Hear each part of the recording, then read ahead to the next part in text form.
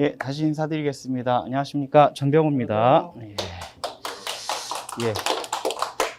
오랜만에 만나 뵙게 된 분들도 계시고, 예. 저희 반 같이 듣고 계신 분도 계시고, 예. 너무 반갑습니다. 처음 뵈는 분도 계시고요. 저는 지금 이제 원료 심화반 그리고 수요 기본반을 맡고 있습니다.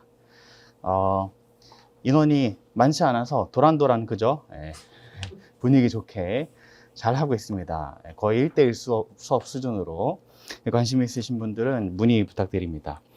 오늘 이제 스프링클러 설계 같이 좀 보려고 하는데, 기본적으로 이제 기본반이랑 심화반 때 다루는 내용이랑 약간 비껴서 실제 실무하는 상황을 가정을 하고 오늘 한번 설계에 대해서 좀 맛보신다라고 생각하시고, 그 과정에서 제가 이제 기술사와 관련된 부분들 이렇게 기준 같은 것들 같이 말씀드리면서 전반적으로 좀 진행 사항을 쫙 보는 시간 됐으면 좋겠습니다. 혹시 이제 좀 미리 여쭤봐야 되는 게, 오늘 처음 학원 오신 분 계신가요? 처음? 네, 오늘은 다행히 조금 다 이제 경험이 있으신 선생님들께서 오신 것 같으세요. 그럼 저희 같이 한번 해보겠습니다. 먼저 이제 구성 강의 순서는 검토를 어떤 걸 하는지, 그리고 설계가 어떤 식으로 이루어지는지 처음 볼 거고요. 두 번째는 실제로 저희가 설계한다면 어떤 식으로 설계하는지 보겠습니다. 세 번째는 계산 한꺼번에 묶어가지고 뭐 펌프 계산이나 뭐 공동현상 계산이나 성수구 압력 계산이라든가 아니면 이제 스케줄 배관, 오리피스, 감압 장치들 계산하는 것들 한번 보겠습니다. 네. 저희 책 페이지랑 맞는 것 같습니다. 그죠? 1페이지 맞죠? 그죠? 예. 먼저 설계에 대해서 오늘 얘기를 하니까, 오늘 좀 설계에 대해서 이런 거구나, 이런 의미구나라고 좀 소개를 드리는 시간이 되겠습니다. 제 생각에는 설계는, 유지 관리를, 이제 실제로 계획이죠? 설계는 계획입니다. 계획인데, 또 그리고 밑그림이라고 하는데, 도면이 있죠, 도면. 설계자가 뭐 하는 사람이죠? 도면 그리는 사람인데, 이 밑그림을 그리면서 뭐가 생각을 해야 되냐면, 어떤 걸 생각해야 되냐면, 계획도 해야 되고요. 그리고 건물 레이아웃도 같이 구성을 해야 됩니다. 알람 밸브는 어디다 배치하고, 우리 점검하는 데는 어디다 배치하고, 방제실은 어디고, 펌프실은 어디에 계획하고, 그 다음에 시공 관련된 것도 생각을 해야 됩니다. 이게 시공이 가능한가를 검토를 해야 됩니다. 설계할 때는요. 시공 불가하게 설계하면 그게 결국에는 다 돈입니다. 시공 가능하게 다시 바꾸려면. 그쵸? 그 다음에 변경도 생각해야 됩니다. 나중에 짓고 나서 중축되거나 아니면은 이 부분이 조금 변경이 됐을 때 우리가 조금만 신경을 써주면은 돈이 훨씬 덜 들어가겠다. 아니면은 법이 언제 바뀌었는데 이때 기준으로 해야겠다. 언제 바뀔 예정인데 이게 실제로 우리가 설계한 시점 대비해서 허가가 늦게 들어가면 바뀔 법 기준으로 좀 설계를 해야겠다. 미리 우리가 선 설계를 반영해야겠다. 이런 것들 다 하고요. 그 다음에 준공 때 이제 검토도 다 합니다. 실제 건물 다 짓고 나서 기존 도면에 문제가 없는가, 시공된 거가 문제가 없는가 같이 봐주고요. 그 다음에 애초에 계획할 때 유지관리 계획도 세워야 됩니다. 유지관리는 뭐냐면, 이 시스템이 굉장히 좋다 그래서 도입을 했습니다. 예를 들면 뭐 부합식 스프링클러 설비, 수송 피해가 안 난다 그래서. 근데 이제 유지 관리하는데 비용이 많이 드는 거예요. 이런 것들은 좋은 설계라고 볼 수 없겠죠. 유지 관리까지 봅니다. 그래서 설계라는 게 재밌습니다. 실제로 공사 들어가고 나서 우리가 뭐가 필요해가지고 이거를 반영해 주세요라고 하면 돈이 문제고요. 그리고 비용도 문제고 시간도 문제인데, 설계는 우리 마음대로 할 수 있습니다. 설계자 마음대로. 물론 이제 제약 조건이 다 갖춰져 있습니다만, 건축한테 우리가 지금 20층에 펌프실이 추가로 필요합니다라고 하면 만들어줘요. 이쪽에 문 하나만 더 내주세요 하면 만들어줍니다. 여기에 이제 벽 하나만 더 주세요. 두께는 한 300 정도 그럼 줍니다. 이런 식으로. 요게 이제 설계라고 하고요. 그래서 중요한 건 뭐냐면은 법에 맞아야 됩니다. 요거는 감리할 때도 보시죠. 감리는 이제 적법성과 적합성의 원칙에 따라서 감리를 해야 되는데, 설계도 마찬가지입니다. 화재 안전 기준에 맞아야 되고요. 법에 맞아야 되고, 또 기존의 적합성이라는 게 또 중요한 게, 기존의 사례 분석도 해야 됩니다. 우리가 창고 10개째 짓고 있는데 이번 건물은 좀 특이하게 짓는다. 이건 용납할 수가 없어요. 건축주 입장에서. 그래서 사례 분석해야 되고요. 그 다음에 경제성 분석도 해야 됩니다. 돈이 이게 뭐 이렇게 하면은 불이 절대 안 납니다. 근데 한 매년 이제 유지비 관리 비용이 한 1억 5천만 원 정도 듭니다. 하면 할 필요가 없는 거죠. 예. 그렇기 때문에 이런 것들을 다 설계해서 반영을 한다. 실제로 설계할 때도 이런 부분을 고려를 해준다라는 거고요. 그 다음에 공사 비용 산출의 기준이란 건 뭐냐면 나중에 시공 들어갔을 때 문제가 생기면 가장 중요하게 보는 게 뭐냐면 도면입니다. 도면에 있냐 없냐, 어떻게 돼 있냐, 도면이 어떻게 돼 있냐. 나중에 싸울 때 도면이 이렇게 안 돼 있었다, 도면이 이렇게 돼 있었다, 이거 갖다 싸워요. 그 기준이 되는 게 도면이고요. 그 다음에 공사비가 얼마냐 했을 때 A 시공사랑 B 시공사랑 C 시공사랑 붙어가지고 입찰을 받습니다. 우리가 공사하겠다고 해서 B 시공사로 했어요. 그때 기준이 뭐냐, 같은 도면을 갖고 공사비가 얼마 나왔냐, 이거 갖다가 하고요. 그 다음에 설계사에서도 내역서라는 거 뽑습니다. 설계사에서도 내역서 뽑고요. 시공사에서도 내역서를 뽑거든요. 금액이 이쪽이 커요. 저희가 한 게 큽니다. 무조건. 왜냐하면은 실제로 시공사에서는 입찰을 봐야 되고 공사를 따야 되기 때문에 어느 정도 내고도 있고 실제 시공과 비슷한 수준의 금액이 산출이 되기 때문에, 물론 여유를 좀 태우지만, 근데 이제 설계사 내역서는 여유가 굉장히 많이 타져 있어요. 우리가 물가 자료지라는 배관 1m에 얼마냐 하면은 서울에서는 여기 철물점에서는 얼마고 광주의 철물점에서는 얼마고 다 다르지 않습니까? 공장 근처에서는 좀 싸고 다 다르니까 요거를 물가 자료지라고 해서 이제 하나의 통합된 물가지로 내는 게 있어요. 여긴 여유가 상당히 많이 태워져 있습니다.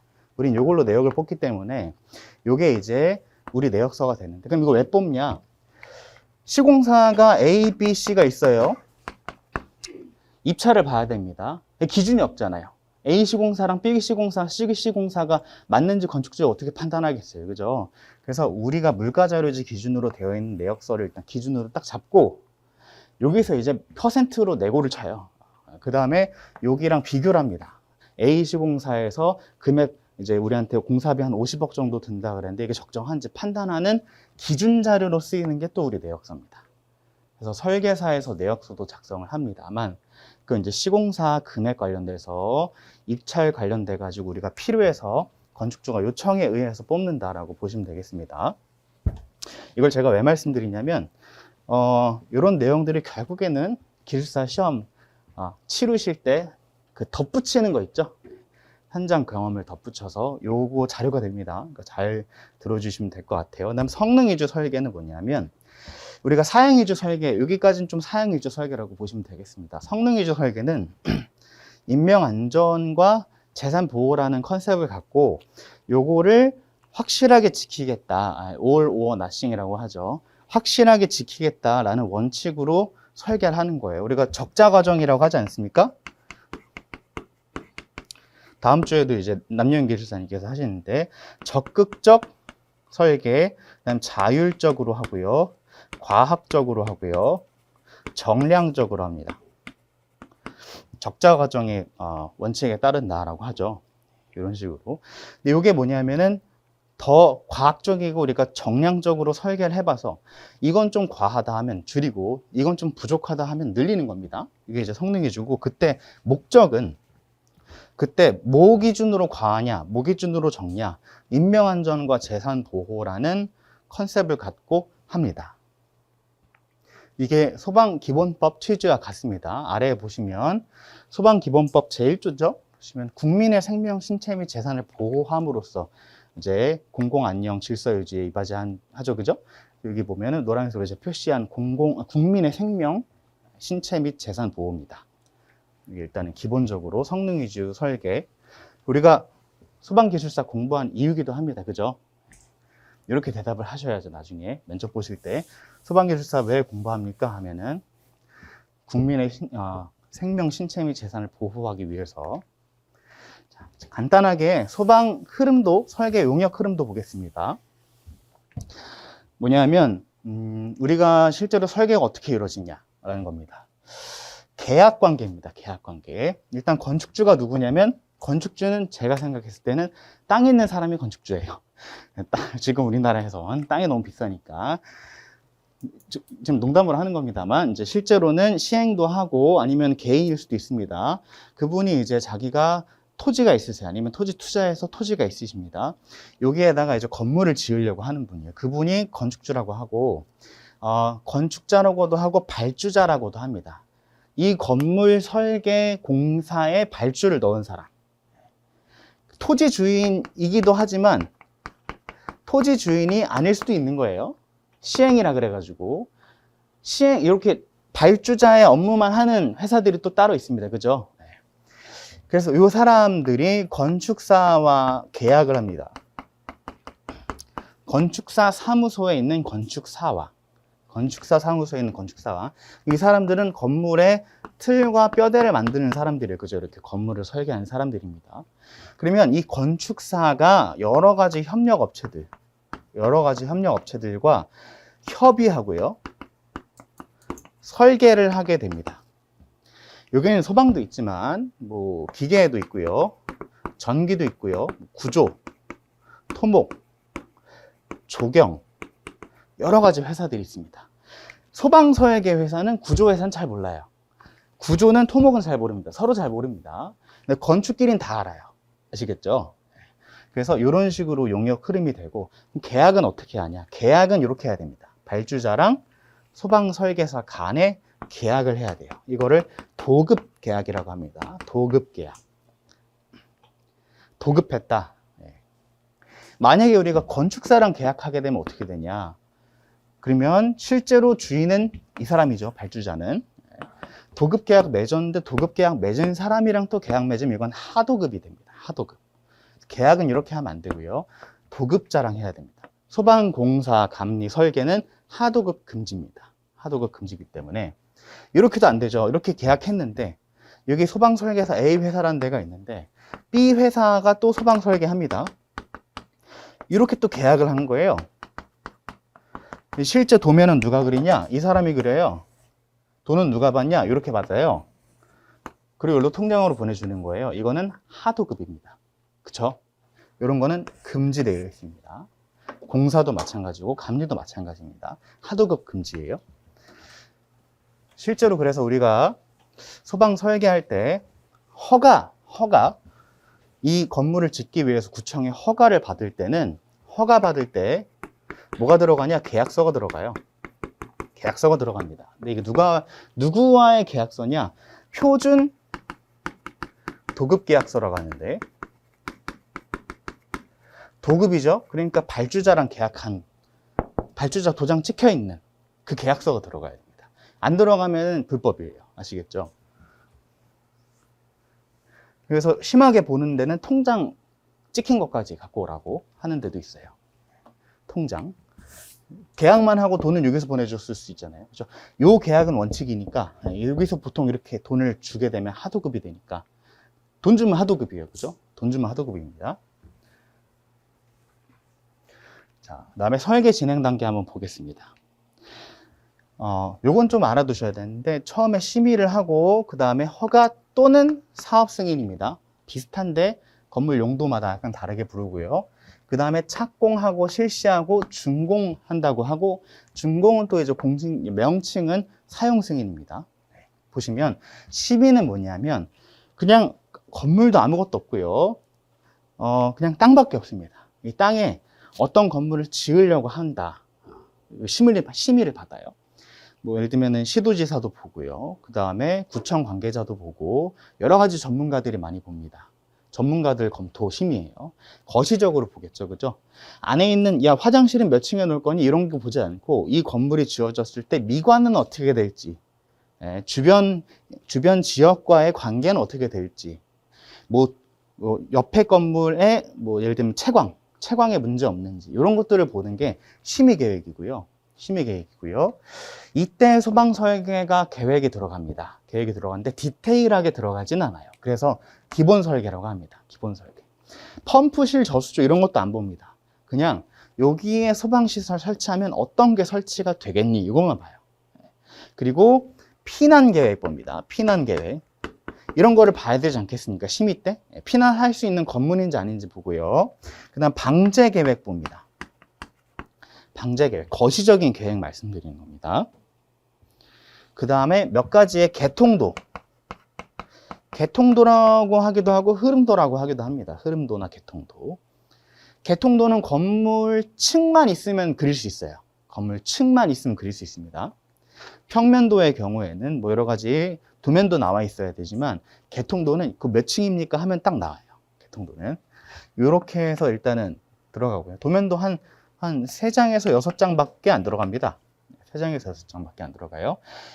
이때 제일 중요한 건 사실 건축이죠. 건축이 제일 중요합니다. 건축 심의이기 때문에. 그 다음에 또 뭐 하면 이제 심의를 통과하게 되면 요건 지금 공식적인 그 건축 행정 과정입니다. 행정상으로 심의는 받아야 돼요. 그 다음에 이것도 일정 규모 이상의 건물이 받습니다. 주택 지을 땐 심의는 안 봅니다. 심의는 보통 이제 한 달에 한 번씩 열리고요. 한 달에 한두 번씩 열리고 심의위원들이 청빙이 돼요. 이제 교수님들, 뭐 기술사분들, 구청 관계자, 공무원 등등 모여서 그 달에 있을 여러 가지 거기 지역에 지어질 심의 대상인 건물들 한 5, 6팀 정도가 심의를 봅니다. 하루 종일.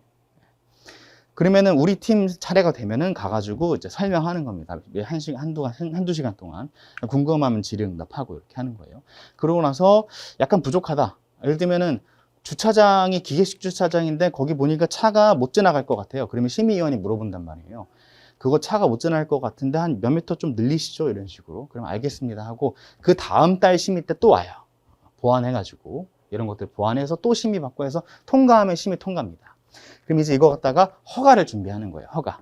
구청 건축 허가고요. 건축 허가고 도면 시방서 계산서 설치 계획. 소방은 모든 도서 100%가 내진까지 100%가 요 허가 때 완성이 돼야 됩니다.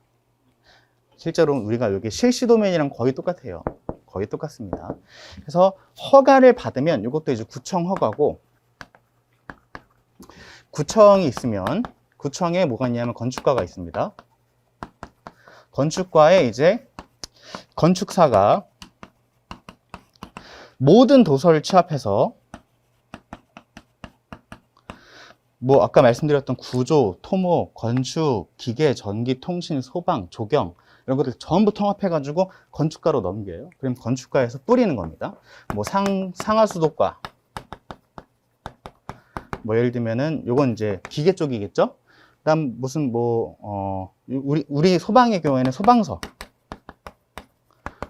쪽으로 이런 식으로 뿌립니다. 이게 협력을 요청해요. 협력. 건축가에서 소방도면 볼 수는 없으니까, 그죠? 그래서 소방서에다가 줍니다. 그럼 소방서에서 검토해요. 검토하고 보안이면은 보안 회신을 줍니다.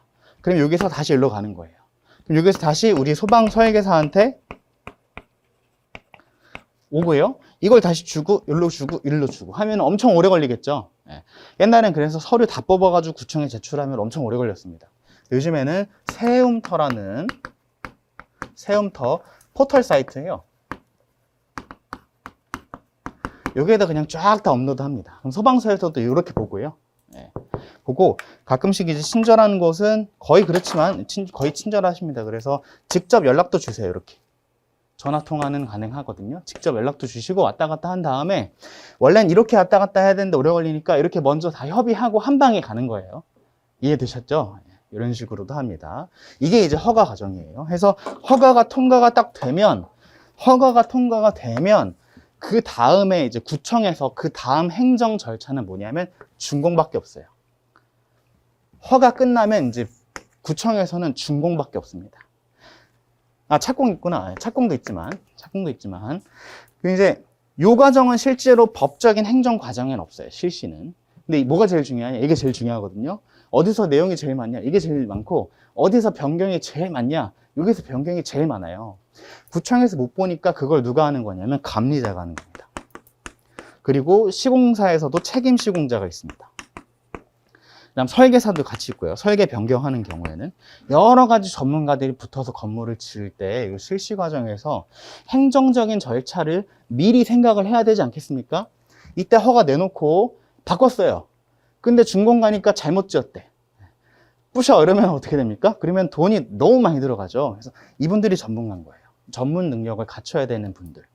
그걸 지금 우리가 하는 겁니다. 아시겠죠? 요거 때문에 하는 거예요. 요거 때문에. 자, 그 다음 허가 내고 나서 착공을 합니다. 착공은 뭐냐면은 이제 땅 판다. 땅 판다고, 땅 이제 포크레인 갖다 판다. 요거 신고하는 게 착공이에요. 착공 전에 판토리라도 딱 파면 어떻게 되는 거예요? 그죠? 그럼 불법입니다. 착공 신고하고 나서 공사 시작해야 됩니다.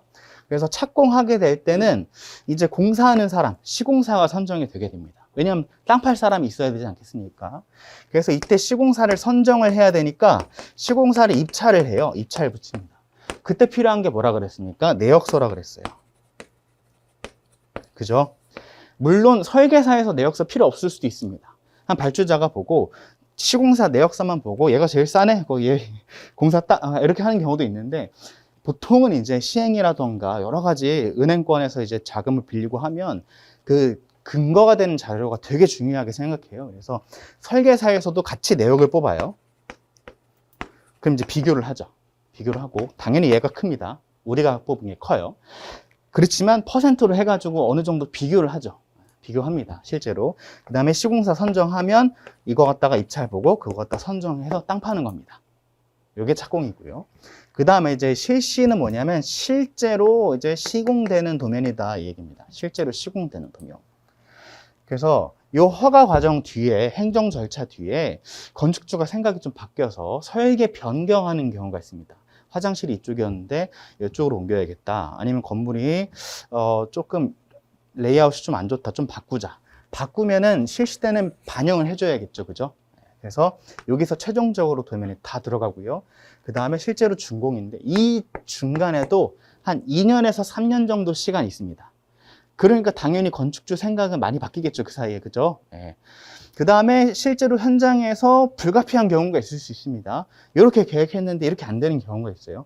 그런 것들을 다 종합해서 이분들이 이때부터는 확인하시는 거예요. 확인하셔서 사용 승인까지 내는 겁니다. 이게 이제 건물 하나가 지어질 때 설계 진행 단계입니다. 이 정도 일단은 이해하시면 좋겠습니다. 자, 예, 질문하시죠. 저기 건축사하고 소방설계사하고 직접적인 계약 관계가 없는데 네. 저렇게 왜 이렇게 하냐고요? 이게 전통적으로 이렇게 했습니다. 실제로 문제가 뭐냐면 소방설계사랑 발주자 있잖아요. 관계가 없어요. 원래는 관계가 없습니다. 내가 어떤 건물을 짓고 싶다라고 하면 당연히 누굴 찾아가죠. 그죠? 건축사 사무소를 찾아갑니다. 내가 건물을 지어야겠다 한다 그래서 소방설계사를 찾아가는 분은 없어요. 왜냐하면 소방설계사에 가면 건물 뼈다구를 그려오세요 라고 하실 거예요. 껍데기를. 그러면 그 다음엔 우리가 그려드릴게요 라고 하지만 이 껍데기 그릴 사람이 있어야 돼요. 그게 건축사입니다. 모든. 법이 그 하청을 줘가지고 네. 했었는데 그쵸. 예전에는 그렇게 했었죠. 이 법이 바뀌어가지고 네네. 소방설계에서 직접 건축가에다가 이렇게 돈을 제출하고 뭐 이러는 행위가 아직 안 돼요. 이렇게요? 제출할 때요. 요걸 제출하는 행위 자체가 건축사가 취합을 해야 됩니다. 법에 그렇게 되어 있어요. 건축법에. 예. 건축법에, 물론 이제 직계약은 하지만서도 전기도 직계약합니다. 통신도 별도 계약하거든요. 별도로. 근데 모든 것에 대해서 어쨌든 이 건물의 승인부터 준공까지 책임지는 사람은 건축사예요. 요거는 맞습니다. 요거는 이렇게 가는 게 맞는 거예요. 이건 어떤 계약 관계가 아니라 업무 처리 플로우기 때문에 그렇습니다. 이것도 마찬가지죠. 실제로 그러면 건축사는 건축가랑만 하고 우린 소방서랑만 하면 되잖아요. 그럼 어떻게 되겠습니까? 기계는 상하수도가랑만 하면 되고 그럼 어떻게 돼요? 이게 통합이 안 되지 않습니까? 결국에는 어떤 걸 교통정리하는 사람이 있어야 되는데 그게 건축가다. 국토교통부죠. 그죠? 국토교통부. 그래서 이런 업무는 이렇게 나뉘어져 있습니다. 그래도 다행인 건 이제 직계약을 해가지고 이제요. 네, 직계약을 해서 다행입니다. 요거는 넘어가겠습니다. 검토 순서 잠깐 보자면, 일단은 검토의 원칙은, 요건 이제, 혹시라도 설계하시는 분이 들으시면 좋을 것 같아서, 제가 말씀드렸다시피 검토는 좋은 게 뭐냐면, 건축한테 만들어 달라 그러면 대부분 만들어 줍니다. 선제적으로 해야 돼요. 예. 너 이거 필요하니라고 하기 전에, 우리 이거 필요해요 라고 검토를 합니다. 그 다음에 돌다리도 두드려 보고라는 건 뭐냐면은 항상 기록을 해야 됩니다. 나중에 야, 너네가 이거 만들어 달라고 안 했잖아, 이런 얘기 나오거든요. 그래서 항상 감리하실 때도 그렇지만 기록은 굉장히 중요합니다. 이건 이제 여담으로 말씀드린 거고요. 기본 계획 때는 뭐 하냐? 자, 말씀드리겠습니다. 기본 계획 때는 뭐 하냐면 소방시설법이라 그래서 이게 길게 얘기하면 뭐죠? 이 약칭이고, 화재 예방 설치 화재 예방 소방시설 설치 유지 및 안전관리에 관한 법률입니다. 거기에 이제 시행령 별표 5에 뭐가 있냐면 특정 소방 대상물의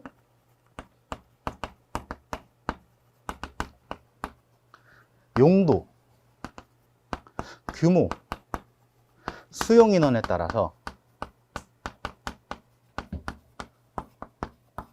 설치해야 하는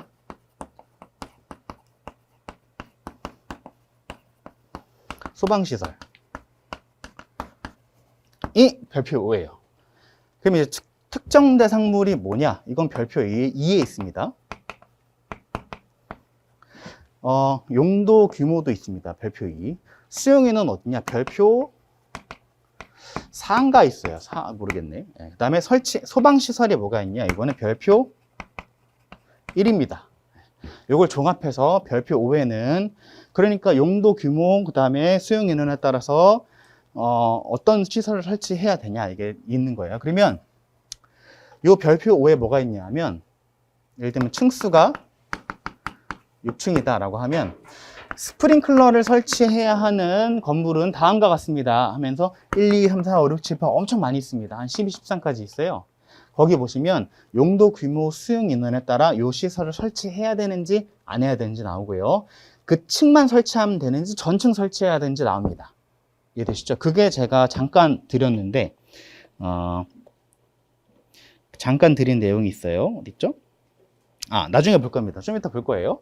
그래서 여기서 기본 계획에서 뭐가 나오냐면, 뭐 예를 들면 스프링클러 설치해야 된다, 제연 설치해야 된다, 그 다음에 완강기 설치해야 된다, 이게 다 나와요. 이해되시죠? 이게 다 나오고, 그러면 이걸 어떻게 할 수 있냐? 어떻게 할 수 있냐 하면, 건축에서 설계 개요라는 걸 만듭니다. 건축에서 설계 개요라는 걸 만들어요. 설계 개요 도면입니다. 도면 딱 보면은 이게 이제 대지 위치 있고요. 대지 위치 어디에 짓는다고, 주소 있고 이것저것 관계된 내용들이 있습니다. 여기 보면은 연면적도 있고요. 층수도 있어요. 그 다음에 용도 있습니다. 그럼 다 나왔죠. 우리가 필요한 건, 그죠? 그죠? 네. 건축의 용도, 규모, 면적 있으면 수용인원 나옵니다. 수용인원. 면적 있으면은 수용인원이 나와요. 여기에 몇 명 사는지 이게 나옵니다. 요 세 개가 다 나오기 때문에 이거 갖다가 어떤 소방시설이 들어가는지 우리가 단번에 알 수 있습니다. 이것만 갖고. 그 다음에 뭐 하냐면, 기본계획 때 펌프실, 저수조실, 수직공간, 수평공간 검토하는데, 보시면 우리가 검토하는 거 이렇게 크게 세 가지로 나뉩니다. 펌프실이 이렇게 있고, 펌프실에 뭐가 있냐면 저수조가 있고요. 저수조가 있고, 그 다음에 이제 펌프가 있죠. 펌프가 있어서 자 이렇게 건물 위로 올라가죠. 그 다음에 수평공간에 이렇게 뿌려줍니다. 그죠? 요걸 검토해야 돼요, 저희가. 그럼 펌프실, 저수조실은 뭐를 검토할까요? 사이즈. 얼만큼 큰 게 필요한지. 그 다음 높이. 얼만큼 높이 필요한지. 그죠? 실제로 우리가 설치하려면, 그죠? 여기 필요하고. 그 다음에 수직 공간에 뭐가 있냐면, 우리가 PS라는 개념이 있어요. 파이프 샤프트. 파이프가 지나다니는 공간을 이렇게 수직으로 우리가 만들어야 돼요. 이런 식으로. 만들어야지 우리만의 공간으로 쓸 수 있지 않겠습니까? 그죠? 점검도 쉽게 하고. 그리고 이 파이프 샤프트에 기계 배관도 있고요. 소방 배관도 있습니다. 크게는. 우리가 물 쓰는 위생 배관이 있다 이겁니다. 소방 배관이 있어요. 겸용할 수 있습니다. 있는데 소방에는 주로 층에 뭐가 설치가 되죠? 층에 스프링클러가 설치하면 유수검지 장치를 설치합니다. 유수검지 장치. 알람 밸브의 명칭 따서 AV실이라고도 하고요. 유수검지 장치실이라고도 하고 표지를 항상 놓습니다. 그죠? 이런 거 보셨죠? 문에 유수검지 장치실 아니면 PS실 아니면 PD 파이프 덕트라고도 하고요. AV실 이게 요 수직 공간입니다.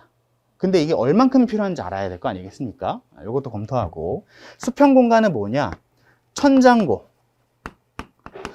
자, 높이가 이렇게 있는데 사람이 이렇게 지나다녀요. 지나다니는데 파이프가 여기 설치가 되면 어떻게 되겠습니까? 가다가 맞죠, 그죠? 그럼 파이프는 요 천장 안에 은폐를 시켜야 되기 때문에 그러면 우리가 실제로 콘크리트 슬라브 있고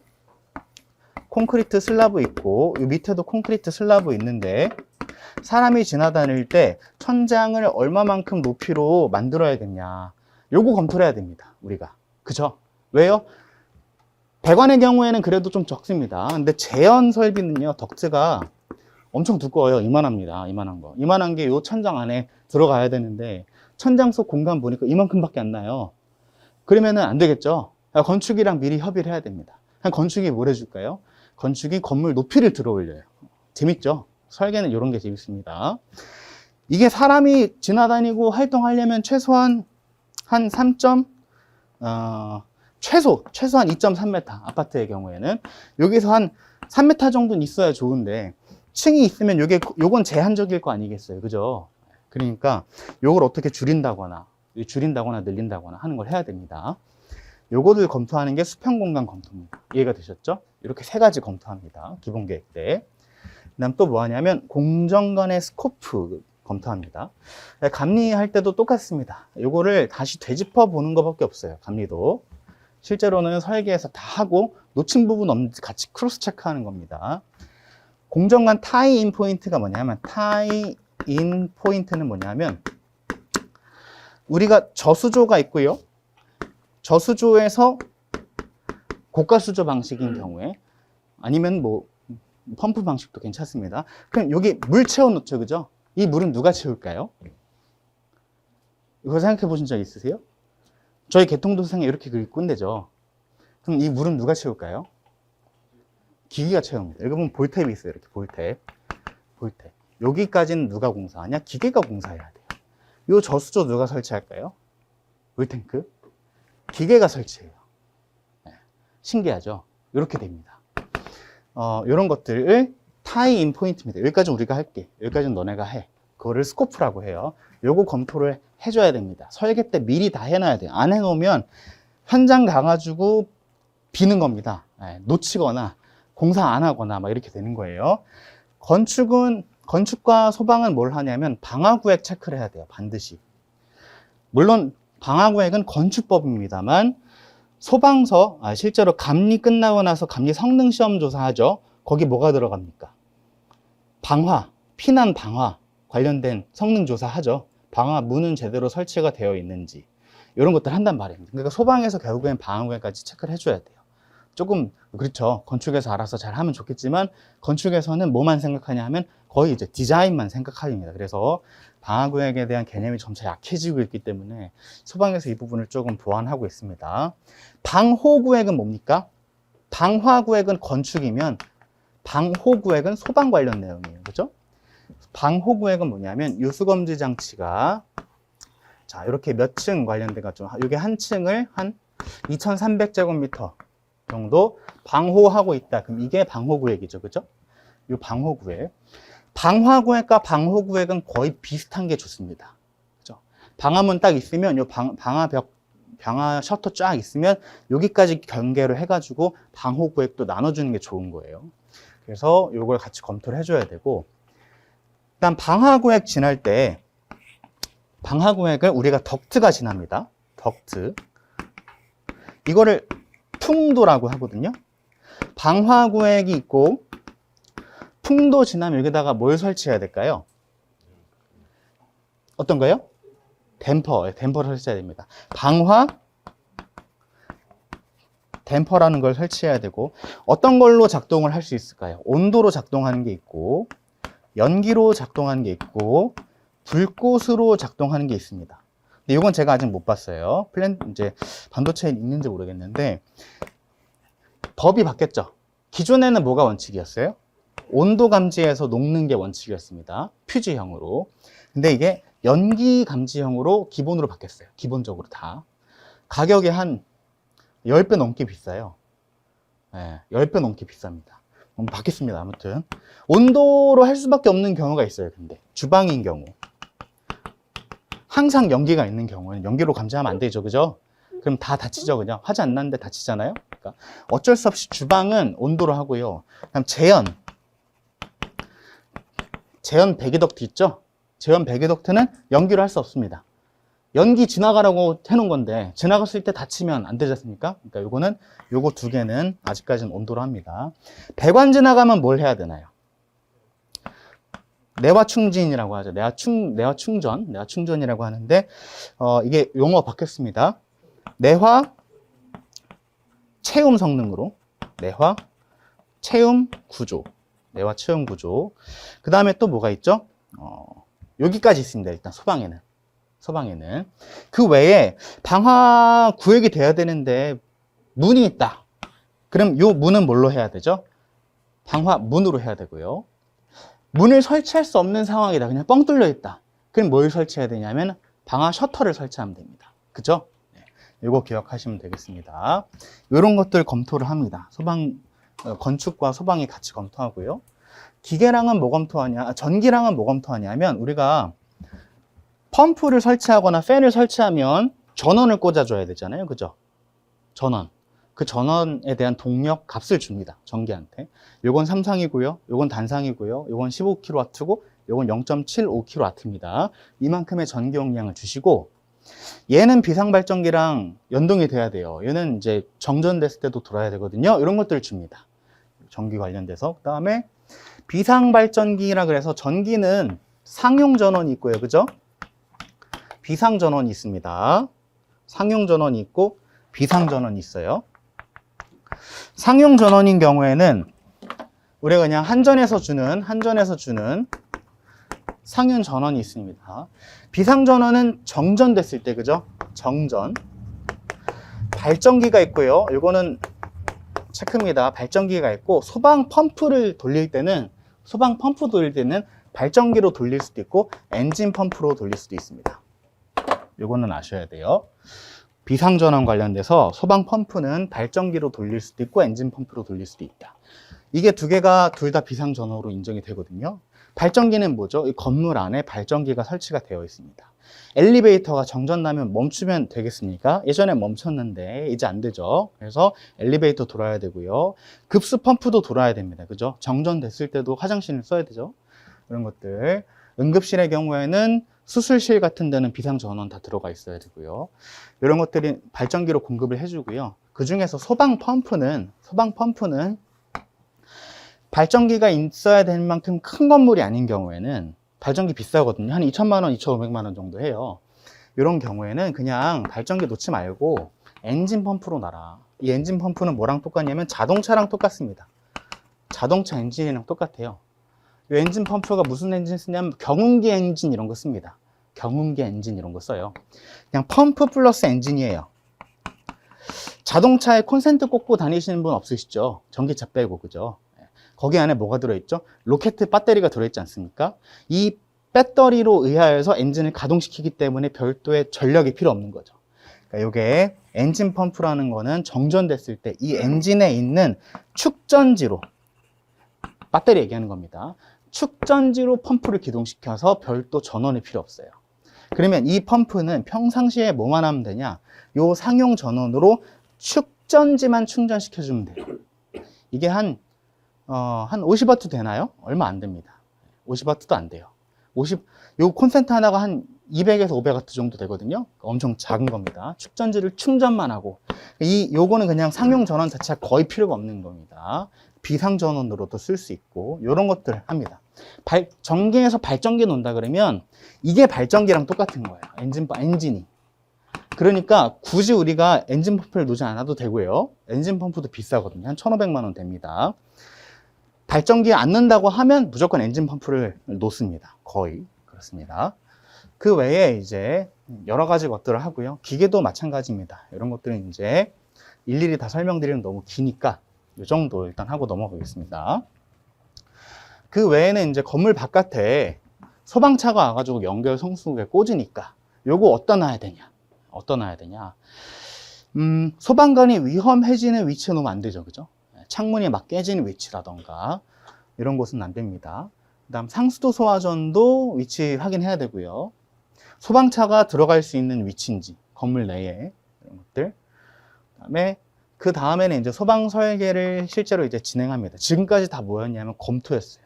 진짜 도면 그리는 게 아니고 검토 때 이런 내용들이 진행이 되고요. 소방 설계가 이제 본격적으로 진행이 됩니다.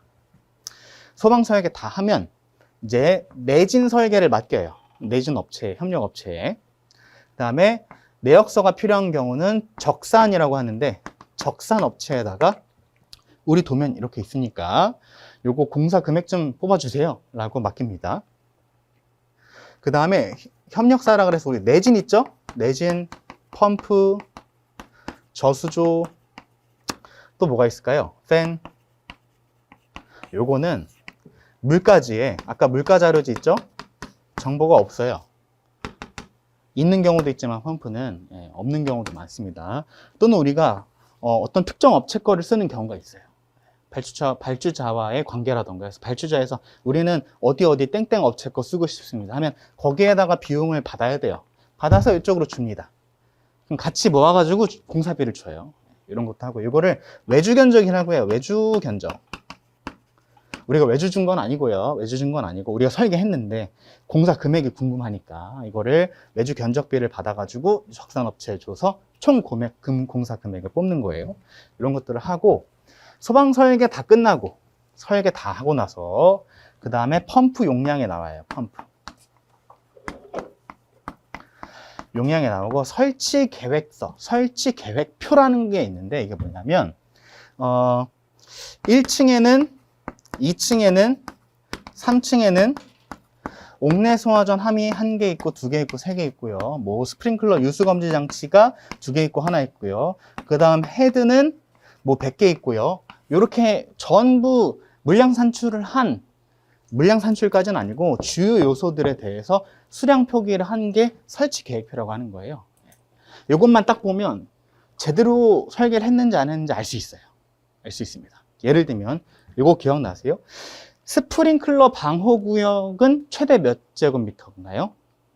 3000제곱미터인데 여기 면적도 들어가거든요. 1층이 5600제곱미터라고 써놨어요. 근데 알람 밸브가 1층에 하나밖에 없으면 어떻게 되는 거예요? 안 되는 거죠. 이런 게 보입니다. 요 설치 계획표를 보면 설치 계획표를 소방서에서 면밀하게 보거든요. 그리고 이 설치 계획표는 허가 때만 들어갑니다. 허가. 왜냐하면 소방서에서 보라고. 자, 설계도서의 구성 한번 보겠습니다. 설계도서에 뭐가 있냐? 일단은 기본적으로 개통도랑 평면도와 상세도가 있다고 보시면 됩니다. 기본적으로 개통, 평면, 상세도. 개통, 평면, 상세도. 개통도가 뭐죠? 아까 제가 그린 거. 펌프실 있고 수직배관 있고 자 쭉 저희가 오늘 같이 한번 그려볼 겁니다. 평면도는 뭐죠? 요 개통도가 건물을 옆에서 단면 잘라가지고 본 거면 평면도는 각 층을 위해서 본 거예요. 우리가 케이크를 맛있는 걸 자르는데 자, 요 케이크 그냥 자르지 않고 옆에서 본 걸 뭐라고 합니까? 인면도라고 합니다. 이 케이크를 잘랐어요. 자, 이렇게 잘랐습니다. 자르면 이 부분이 뭐예요? 이 부분이 단면도고 이 단면도에다가 우리가 소방시설을 표현한 게 개통도예요. 이해되셨죠? 옆에서 봤을 때. 건물 반 잘라가지고 옆에서 봤을 때 수직배관 있고 수평배관 이렇게 지나가고 저수조 여기 있고 몇 층에 있고 몇 층으로 가고 몇 층에 뭐가 있고가 한눈에 들어오는 걸 개통도라고 합니다. 그 다음에 평면도는 뭐냐? 이렇게 3층짜리 레이어인데 여기만 딱 잘라요. 그럼 요거는 몇 층이냐면 1층, 2층, 3층 평면도가 되는 겁니다. 어디서 보냐? 요 위에서 본 거예요. 뭐만 보냐? 요 3층, 요 단면, 요 가로 단면 있죠? 평면. 여기만 본 겁니다. 이해가 되셨죠? 이게 평면도라는 개념이라는 거. 상세도는 이제 우리가 평면도와 개통도에 표시하지 못하는 세부적인 사항들을 더 덧붙여가지고 설명하는 것을 상세도라고 합니다. 자, 그럼 공통이라고 제가 썼는데 공통에 뭐가 있냐? 도면 목록표가 있고요. 목록표가 있고요. 범례표가 있고요. 장비일람표가 있습니다. 이게 도면 목록표인데 이게 뭐냐면 앞으로 이제 도면이 한 1000장 정도 되는데 내가 원하는 도면만 찾고 싶어요. 예를 들면 16층 스프링클러 배관 평면도를 찾고 싶습니다. 그게 넘버링을 쫙 하는데 그게 몇 번인지 있는 거예요. 넘버링을 0번부터 쫙 하는데 그러면 그것만 딱 찾으면 되죠. 번호만 가서 딱 찾으면 됩니다. 이게 도면 목록표고요. 도면 목록표에는 도면 번호가 있고 도면명이 있고요. 그 다음에 축척이 있습니다. 축척을 잠깐 설명드리면 축척이 뭐냐 하면 어떤 도면에 이렇게 건물들이 있고요. 여기 스프링클러만 있고 여기에 축척이 1대 50 A1, 1대 100 A3 이렇게 있어요. 이게 축척입니다. 축척이 뭐냐 하면 자, 보세요. A3 용지로 출력을 했을 때 A3 용지로 출력하죠. 도면을 출력합니다. 출력했을 때 요 A3 도면상의 1mm는 100mm다. 이거예요. 1cm는 100cm다. 이겁니다. A3 용지가 얼마냐면 이게 420에 mm에 297mm예요. 요만하죠, 그죠? A4 두 개 딱 포개면 A3입니다. 그죠? 자, 출력할 때 A3 용지로 출력했을 때 이제 자로 잽니다. 자로 잴 때 배관이 이렇게 갔는데 이게 몇 cm냐면 보니까 10cm입니다. 그러면 10cm 곱하기 1대 100이니까 100 하면 실제로 우리가 건물 지을 때는 크잖아요. 그죠? 크죠? 그러면은 몇이죠? 10000cm네요. 그러면 100m입니다. 맞아요? 맞죠? 네, 100m입니다. 이해가 되셨죠? 이게 축척이에요. 이게 축척입니다. A1은 요즘 A1으로 출력 안 하는데 왜 하냐면 옛날엔 다 A1으로 그렸어요. 전부 A1으로 그렸고 A1은 A3 용지를 두 개 포개면 A1 사이즈입니다. 엄청 큽니다. 한 요만해요. 요만합니다. 옛날에는 다 여기다가 수기로 그리셨죠. 저희 선배님들 다 그리셨고 요즘엔 다 오토캐드라는 걸로 합니다. 이게 축척입니다. 축척. A3 용지로 뽑았을 때 A3 축척은 1mm는 100mm다. 1cm는 100cm다. 이게 축척입니다. 그 다음에 범례표는 저희가 좀 이따 볼 거라서 넘어가겠습니다. 그 외에 이런 서류들이 들어갑니다. 서류들은 다 설명드렸기 때문에 넘어가겠습니다. 저희 이제 잠깐 쉬었다가 직접 한번 설계를 같이 한번 해보시죠. 10분 정도 쉬었다가 하겠습니다.